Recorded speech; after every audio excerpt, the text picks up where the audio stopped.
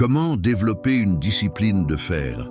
Mesdames et messieurs, chers frères et sœurs, permettez-moi tout d'abord de vous souhaiter la bienvenue dans ce moment de réflexion et d'inspiration. Nous sommes réunis ce soir pour parler d'un sujet qui peut transformer des vies, un sujet qui sépare ceux qui rêvent de ceux qui accomplissent, ceux qui espèrent de ceux qui réalisent, la discipline. Oui, cette force intérieure qui vous permet de rester fidèle à vos engagements, même quand vos émotions vacillent, même quand la fatigue murmure d'abandonner. Aujourd'hui, je veux partager avec vous comment forger une discipline de fer, une discipline qui résiste aux tempêtes et qui vous conduit vers vos plus grandes victoires. Tout commence dans l'esprit. Avant qu'une action ne devienne une habitude, elle naît d'une pensée. Avant qu'un corps ne se lève pour courir, il reçoit un ordre intérieur. Avant qu'un étudiant n'ouvre son livre, il combat cette petite voix qui lui dit d'attendre demain. La racine de la discipline n'est pas dans les muscles, mais dans la maîtrise de l'esprit. La discipline n'est pas une prison, mais une libération. Elle ne consiste pas à se priver, mais à se donner la chance de vivre selon ses vraies valeurs. Celui qui ne domine pas son esprit est dominé par ses envies passagères. Celui qui n'a pas de discipline vit comme une feuille au vent, emportée dans toutes les directions. Chaque jour, nous sommes confrontés à deux voies. L'une nous invite au confort, l'autre au dépassement. La discipline, c'est choisir la seconde, encore et encore, jusqu'à ce que ce choix devienne une habitude naturelle. Il faut comprendre une vérité. La discipline ne vient pas de l'extérieur. Elle ne vient pas d'un coach, d'un professeur ou d'un mentor. Elle vient de la décision intime que vous prenez de tenir vos engagements, même en silence, même quand personne ne vous regarde. Souvent, les gens confondent motivation et discipline. La motivation est un feu qui s'allume rapidement, mais qui s'éteint aussi vite. La discipline, elle, est une braise qui brûle longtemps. Ce n'est pas l'enthousiasme du moment qui compte, mais la persévérance silencieuse qui se répète jour après jour. Regardez un artisan qui perfectionne son art. Ce n'est pas la passion d'un jour qui lui donne la maîtrise, mais la répétition des gestes. Regardez un athlète.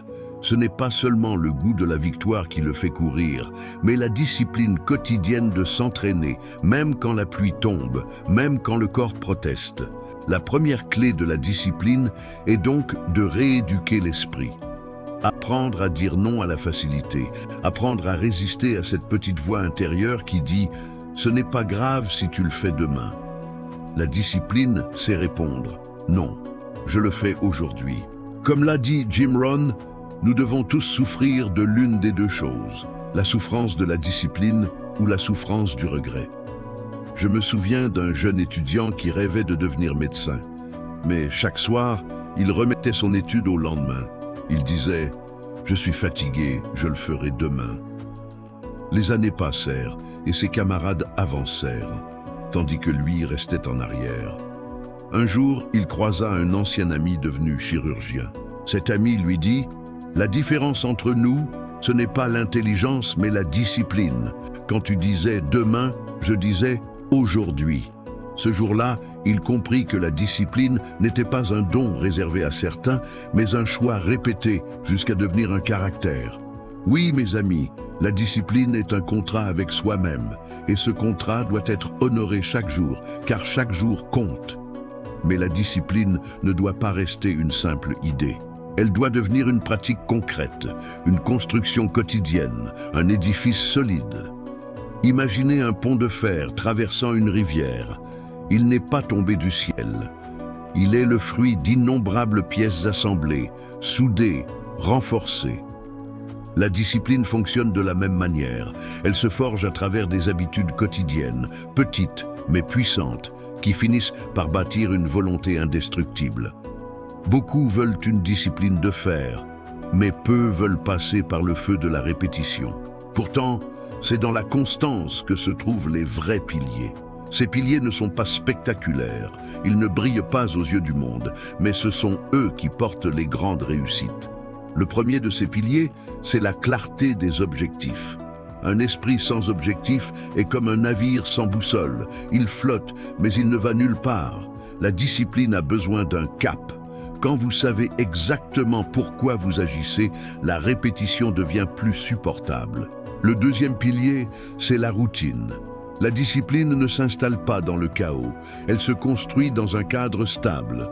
Celui qui veut progresser doit se donner des horaires, des règles, des moments sacrés. Le matin, par exemple, est l'allié du disciple discipliné. C'est l'heure où l'esprit est frais, où les distractions sont encore faibles. C'est là que se jouent les grandes victoires invisibles. Le troisième pilier, c'est la persévérance dans l'effort. Beaucoup commencent fort, mais s'épuisent vite. La discipline ne demande pas des exploits ponctuels, mais une constance régulière. C'est comme l'eau qui, goutte après goutte, finit par percer la pierre. Le quatrième pilier, c'est le contrôle de l'environnement. Celui qui veut rester discipliné doit apprendre à maîtriser les influences autour de lui. Un étudiant qui veut réviser mais garde son téléphone ouvert se condamne à la distraction. Un athlète qui s'entoure de personnes paresseuses finit par ralentir. La discipline exige de créer un environnement qui soutient l'effort et non qui l'éteint. Le cinquième pilier, c'est la gestion de soi. Savoir quand recharger ses forces. La discipline n'est pas une guerre contre soi-même, mais une alliance. Le repos, le sommeil, l'alimentation, tout cela participe à renforcer ou à affaiblir votre volonté. Celui qui ne respecte pas son corps finit par perdre la bataille de l'esprit. Chaque pilier demande du temps pour s'ancrer, mais une fois en place, ils deviennent comme des colonnes d'acier qui soutiennent votre vie entière. Quand vous commencez à transformer une habitude en discipline, vous sentez d'abord la résistance. Votre esprit proteste, votre corps crie. Mais si vous continuez, cette habitude devient une seconde nature. Vous n'avez plus besoin de négocier avec vous-même, car l'action se déclenche presque automatiquement. Voilà le vrai secret, transformer la discipline en réflexe. Comme l'a dit Aristote, nous sommes ce que nous faisons de manière répétée. L'excellence n'est donc pas un acte, mais une habitude. Je pense à ce jeune soldat qui, lors de son entraînement, trouvait insupportables les réveils à 5 heures du matin. Chaque jour, il murmurait « Pourquoi si tôt ?» Mais son capitaine lui répétait « Ce n'est pas l'heure qui compte, c'est l'habitude que tu crées. » Les semaines passèrent. Au début, il se sentait brisé. Puis, son corps s'habitua.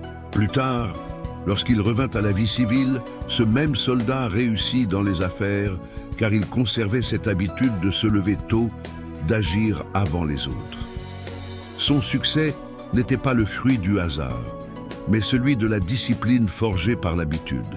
Voilà ce que signifie transformer une habitude en acier. Au départ, elle vous pèse comme une chaîne, mais bientôt, elle devient votre armure. Mesdames et messieurs, la discipline n'est pas une punition. Elle est le chemin vers la maîtrise de soi. Elle ne réduit pas votre vie. Elle l'élève. Chaque habitude disciplinée est comme une pierre posée dans la construction de votre destin. Et souvenez-vous, les grandes victoires ne sont pas remportées sur un champ de bataille extérieur, mais dans la discrète arène de votre quotidien. Alors voilà, si vous n'êtes pas encore abonné, c'est le moment. Cliquez sur ce bouton rouge, activez la petite cloche et rejoignez notre famille de passionnés. Si vous êtes déjà abonné, un grand merci à vous. Vous êtes la raison pour laquelle nous continuons à créer. Merci.